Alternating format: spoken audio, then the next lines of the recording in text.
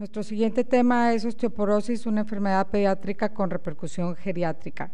Nos acompaña el doctor Víctor Manuel Mercado Cárdenas. El doctor es egresado de la Universidad Autónoma de Guadalajara, especialista en ginecología y obstetricia en el Hospital de México, certificado por el Consejo de Especialidad, investigador clínico en climaterio y osteoporosis, expresidente de la Asociación Mexicana de Metabolismo Óseo y Mineral, miembro actual del RAC de la Fundación Internacional de Osteoporosis, titular de Clínica Integral de Menopausia en el Centro Médico Dalinde.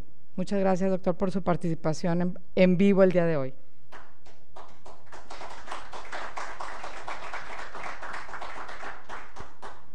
Muchas gracias. Bueno, ahorita que dijo la doctora que una mañana muy bonita, híjole, ahí se las debo. Ahora sí que no venía yo preparado. Yo en Monterrey siempre que vengo hace calor y todo lo que traigo para taparme es este saco, y anoche sufrí un poquito de frío, pero bueno, siempre con el gusto de estar con ustedes. Muchas gracias por volverme a haber invitado, doctor Juan de Dios Maldonado, gracias. Gracias al Laboratorio Carnot, que hizo posible que yo estuviera hoy presencialmente con ustedes, y me da mucho gusto que el doctor Maldonado me haya permitido dar esta charla, porque vamos a hablar de un concepto totalmente distinto, y por eso el título de la charla trata de atraer su atención, y sobre todo con los ginecólogos. Esta charla la preparé específicamente para platicar con nosotros los ginecólogos, y van a ver por qué razón. El título dice osteoporosis, una enfermedad pediátrica con repercusión geriátrica. Yo les quisiera preguntar, ¿quiénes de los especialistas en medicina tenemos la posibilidad de ver a un paciente desde antes de que nazca hasta que casi muera?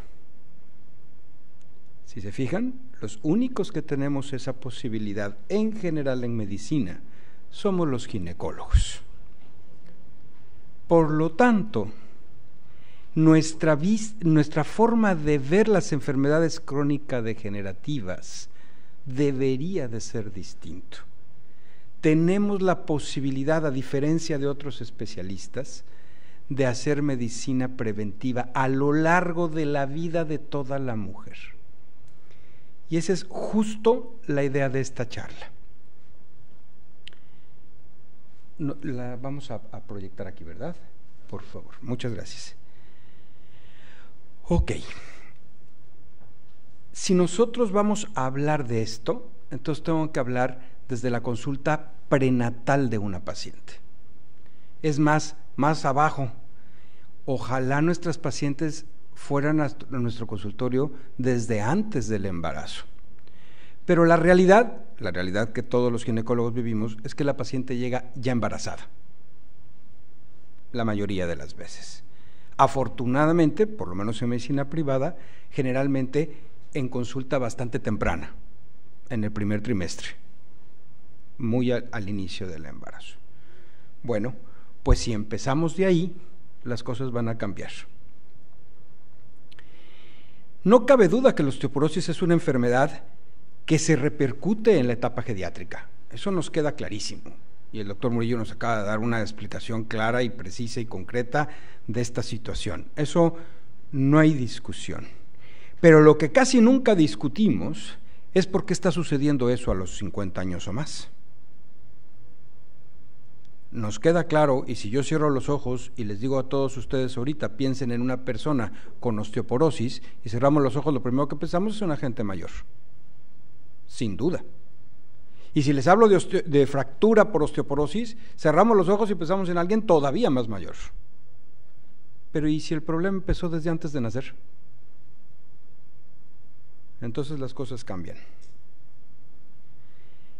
La densidad mineral ósea es una situación que repercute en la presencia de la fractura, sin duda.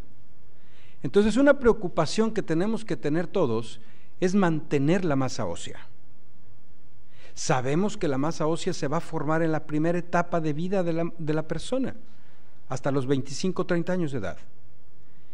nosotros vemos a la persona desde antes de nacer. ¿Podemos repercutir en eso? ¿Podemos repercutir en la salud ósea? No hablemos ahorita de la mamá, sino del bebé que está dentro de la mamá. ¿Tenemos la posibilidad de hacerlo o no realmente? Y por supuesto que la tenemos. Y la tenemos sabiendo y utilizando las medidas preventivas indirectas que tengamos. Y la más importante de ellas es la vitamina D. No el calcio, la vitamina D.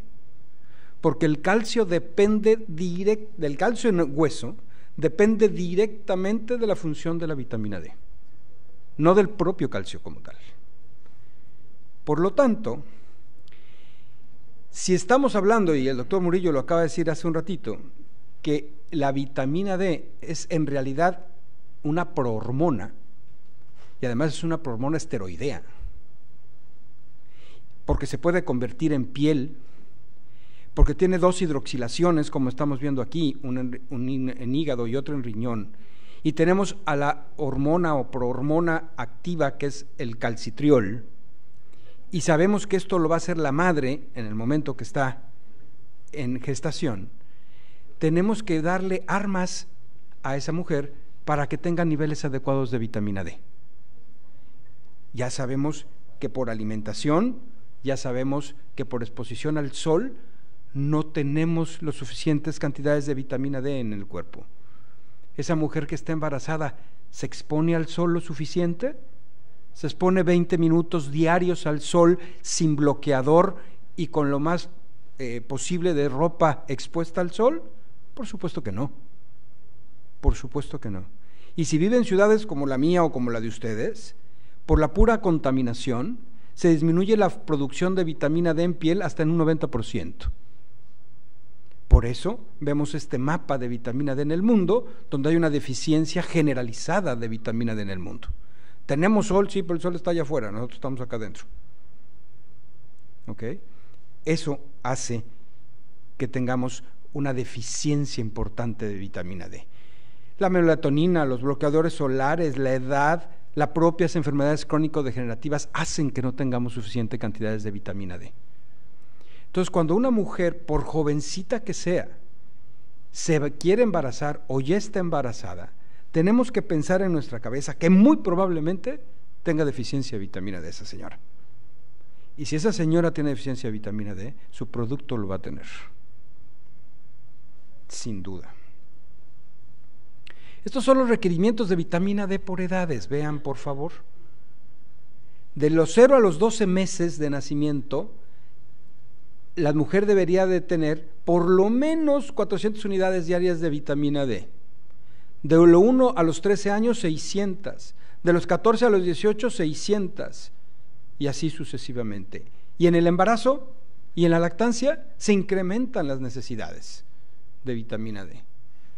Entonces, ¿qué tengo que hacer?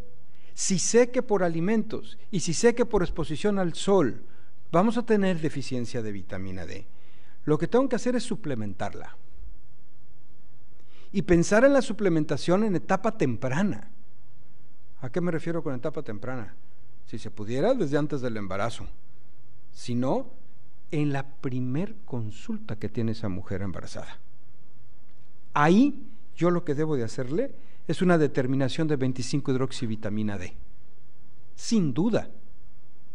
No debemos o no es muy recomendable suplementar la vitamina D sin tener un punto de partida. Y ese punto de partida nos los da poder hacer el estudio de 25-hidroxivitamina D. Si yo parto de una concentración óptima, si mi paciente tiene entre 30 y 80 nanogramos por mililitro en vitamina D, ok, todos tranquilos. Pero el 60% de la población mexicana está de insuficiencia para abajo. O sea que más de la mitad de nuestras pacientes que vemos en la consulta, de la edad que sea, entran en esa estadística. Por ciento incluido el doctor. Vean, por favor, en este estudio mexicano, en mujeres de 14 a 29 años de edad, que es un grupo importante de embarazo, en este estudio, de este grupo de pacientes, 5 tenían normalidad de vitamina D, 29 tenían insuficiencia, 37 tenían deficiencia. Trasladen esto a su consulta, por favor, mentalmente. Pacientes entre 15 y 30 años, para cerrar números. Si vemos las de 30 a 50 y más, pues igual o peor. Entonces, la deficiencia de vitamina D la tenemos que tener muy en cuenta los ginecólogos, pero los ginecólogos, desde el momento que vemos a la mujer embarazada. No por la embarazada, bueno, sí, también por el producto que tiene ese embarazo. ¿Cuál es la suplementación que tengo que hacer de vitamina D en embarazo y en el recién nacido? Vean este estudio del doctor Mansur. José Luis Mansur es un internista de Argentina que ha hecho muchos estudios sobre vitamina D, de los latinoamericanos, de los que más estudios han hecho. Y vean la suplementación que tengo que hacer en la madre y después en el bebé, y comparar qué pasaba con mamás que estaban suplementadas y con mamás que no estaban suplementadas al final del estudio con vitamina D adecuadamente. Y si podemos ver los niveles de nanogramos por mililitro de las mujeres no suplementadas o suplementadas insuficientemente, tenían al final del embarazo deficiencia de vitamina D. Entonces, si hablamos de vitamina D y el hueso, tenemos que recordar que estimula la absorción intestinal de calcio, que con la deficiencia de vitamina D vamos a tener una disminución de la absorción del calcio y del fósforo entre el 30 y el 60%. Entonces, el equilibrio fosfocálcico, el metabolismo fosfocálcico de la mamá y del bebé va a estar alterado. Recordemos que el calcitriol es aquella hormona que va a hacer que el calcio pueda pasar la barrera intestinal, pueda pasar a sangre y pueda tener su actividad como tal. Pero por favor véanla como hormona, no como vitamina. Porque si la vemos como vitamina, decimos, pues es un elemento como la A o como la E o como la C o como el grupo de la B. No, por favor. Se transporta en sangre, tiene una proteína transportadora como tal, se almacena en los lípidos. Esto es importante entenderlo. Recuerden que como vitamina es liposoluble, como hormona es esteroidea. Las dos, casualmente, se depositan en grasa, ¿o no? Entonces, casualmente, esta vitamina hormona tiene esa capacidad. Por eso es que podemos dar vitamina D diaria, por eso es que la podemos dar semanal, por eso es que la podemos dar mensual, por eso es que la podemos dar en dosis distintas, porque se va a depositar en grasa y de ahí se va a utilizar la que se tenga que utilizar para cada quien. Los receptores de vitamina D que hay en muchos sitios, pero que ahorita estoy ubicado hacia el hueso, va a tener diferentes acciones en hueso, va a tener factores de mineralización, de matriz ósea, de material osteoide, tiene una relación con los canales de calcio, se expresa para regular los efectos de la osteoprotegerina. Recuerden que la osteoprotegerina es la que va a dar el equilibrio entre formación y resorción de hueso, que es la que se altera principalmente por el hipoestrogenismo en el embarazo, en la posmenopausia, que va a dar controles de la PTH, que va a tener un sistema RAN ligando osteoprotegerina que controlar con la vitamina D. También la vitamina D tiene que ver con la formación ósea. Entonces resulta que la vitamina D es un equilibrante importante entre la resorción y la formación de hueso. Pero vuelvo a repetir, en el infante que está en la madre, ahí también, no nada más en la madre. Si ya veo entonces ahora a esta niña que nació, o niño, pero ahora ya la vemos dentro de sus primeros años de edad y hasta la edad de adulto joven, que es hasta los 20 años de edad, 25. Entonces ahora tengo que pensar en la masa ósea de esa jovencita, esa que ahora también ya se va a embarazar, por cierto, pero que nació muy probablemente con una baja masa ósea, ella, porque su mamá tenía baja masa ósea, porque tenía baja de vitamina D. Entonces, ¿qué pasa con esta mujer? Esta mujer que anda entre los 15, 20, 25 años de edad, que las llamamos premenopáusicas como para englobarlas en todo ese grupo, muy probablemente tenga una masa ósea baja. Si tiene una masa ósea baja, entonces tiene una muy probable problema de no llegar al pico de masa ósea por predisposición genética, por enfermedades, por exposición a medicamentos a lo largo de su vida. Piensen ahora en una niña de 15, 20 años, pero con epilepsia, y que toma anticonvulsivantes desde los 4, 5, 6 años de edad, y ya tiene 25, tomando un anticonvulsivante que afecta la masa ósea. O piensen en otro caso, una artrítica reumatoide juvenil, que debutan a los 12, 13 años de edad, tomando metrotexate o tomando corticosteroides. Piensen en una niña con diabetes tipo 1 o con diabetes tipo 2, que ahora ya las hay desde muy temprana edad. ¿Y todo esto no será que afecta al hueso, que está en pleno crecimiento y desarrollo? Por supuesto que sí, por supuesto que sí. No vamos a llegar a este pico de masa ósea que se da entre los 29 y 30 años de edad en promedio, tanto en hombres como mujeres.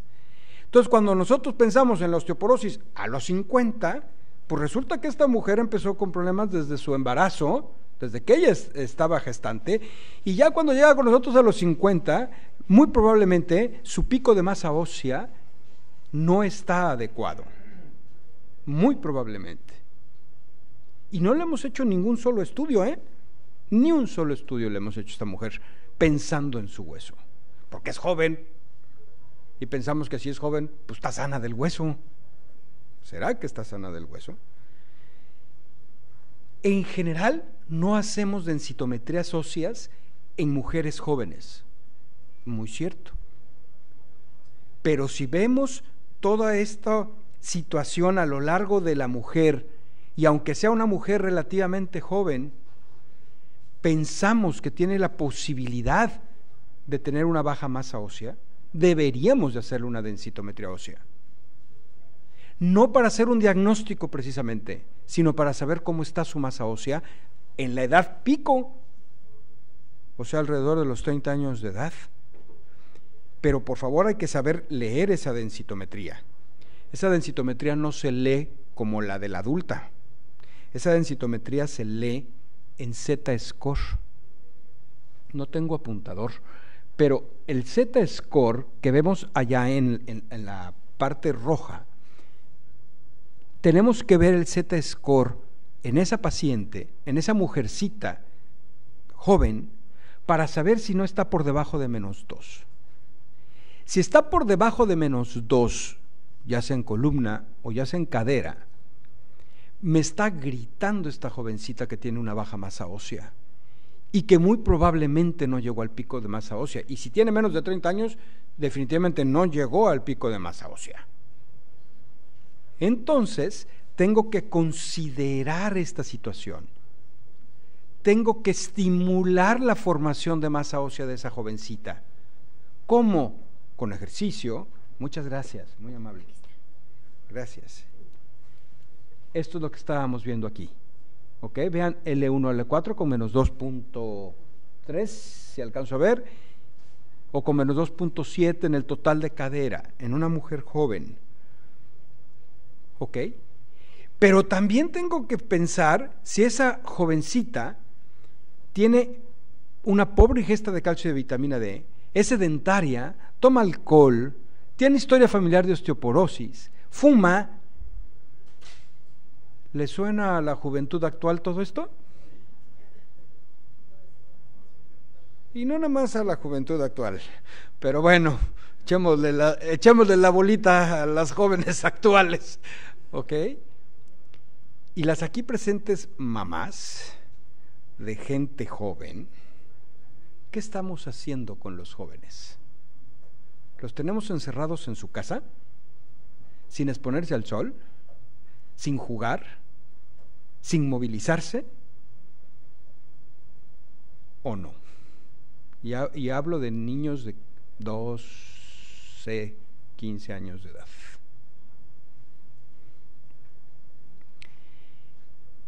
¿Acaso en esa persona de esa edad pensamos en que pudiera tener una fractura vertebral? Pues más vale que la vayamos pensando, porque pudiera ser, a lo mejor no, pero por lo menos tiene baja masa ósea. Y si tiene baja masa ósea, tiene más riesgo de tener una fractura premenopáusica. Entonces tengo que analizarla también desde ese punto de vista. Ahora vayamos a lo que creíamos que conocíamos bien, que es la osteoporosis ya en el adulto y en el adulto mayor, ¿no?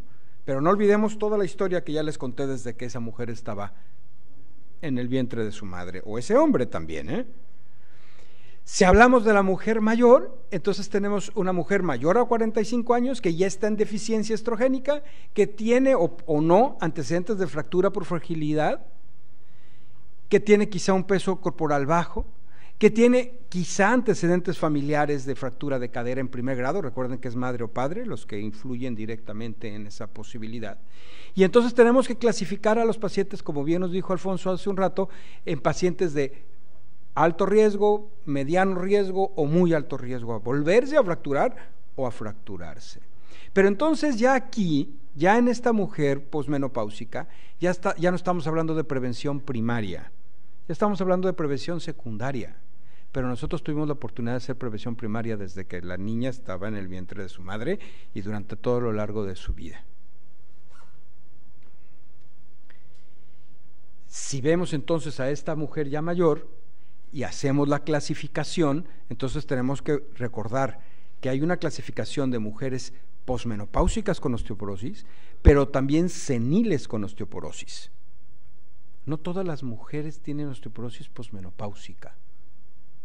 O si es posmenopáusica, puede ser que tenga otra causa secundaria de osteoporosis. Cualquier enfermedad endocrina, cualquier enfermedad reumatológica, cualquier enfermedad proinflamatoria nos va a dar osteoporosis secundaria, además de su posmenopausia. Entonces, todas esas cosas las tenemos que valorar cuando vemos ahora ya a esta mujer en etapa posmenopáusica. Pero tenemos que haber visto para atrás su historia. Obviamente tenemos que ver si ha tenido fracturas. Las fracturas de muñeca, no le tengo que hacer una radiografía para saber si tuvo una fractura de muñeca hace 15 años, porque no voy a ver nada. Lo que tengo que hacer es preguntársela. Ahora yo les pregunto a ustedes si dentro de nuestro interrogatorio natural a una mujer de 55 años le pregunto si se fracturó a los 45. No me conteste, porque sé la respuesta.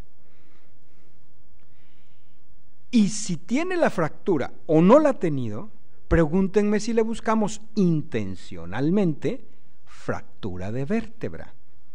Vean por favor la frecuencia de la fractura de vértebra antes de los 60. Pero es que nosotros pensamos en la osteoporosis en una mujer de 80 con fractura de cadera. Sí, a los 80, pero ¿qué pasó a los 50? ¿Podríamos prevenir las fracturas de cadera si fuéramos más proactivos buscando fractura temprana? Sí, muy probablemente sí. Muy probablemente sí. Entonces hay que buscar fractura de cadera, de vértebra. ¿Y con qué lo hago? Pues con una simple y barata radiografía lateral de la columna dorsal y lumbar. O si me quiero ver más guapo, entonces pido una morfometría cuantitativa por densitometría, que lo tienen algunos de los equipos densitométricos, seguramente aquí varios de los equipos densitométricos de Monterrey tienen el software para hacer morfometría cuantitativa, pero si no, una radiografía lateral de la columna. Y entonces veo con la clasificación de Yenant si tengo fracturas grado 1, grado 2 o grado 3 de mi paciente asintomático, porque ese es el otro problema. Yo pienso en una persona con fractura en la vértebra y ¿qué nos imaginamos? Seamos honestos, ¿qué nos imaginamos? Una mujer prostrada, acostada en su cama con dolor. Pues ¿qué les cuento? Que esa no es ni el 10% de las pacientes con fractura vertebral. El 80-90% de las pacientes con fractura vertebral entran y salen de su consultorio caminando con la bolsa y con el nieto cargando, pero tienen fractura. Tienen fractura. Entonces, tengo que cambiar mi pensamiento. Lo que yo les venía a platicar hoy es que pensemos que cuando vemos a la mujer con 55, 60, tengo que entender toda su historia desde que estaba en el vientre de su madre. Si ese chip logro cambiárselos a ustedes, y ahora empezamos a ver a la mujer embarazada con ojos distintos, y veo a la mujer desde que nace con ojos distintos, vamos a reducir el riesgo de fractura de esa niña a los 8 o 9 años para cuando tenga 80. Nosotros ya no vamos a vivir, pero nos los va a agradecer. Sin saber, nos los va a agradecer por haber sido un ginecólogo preventivo. Muy bien.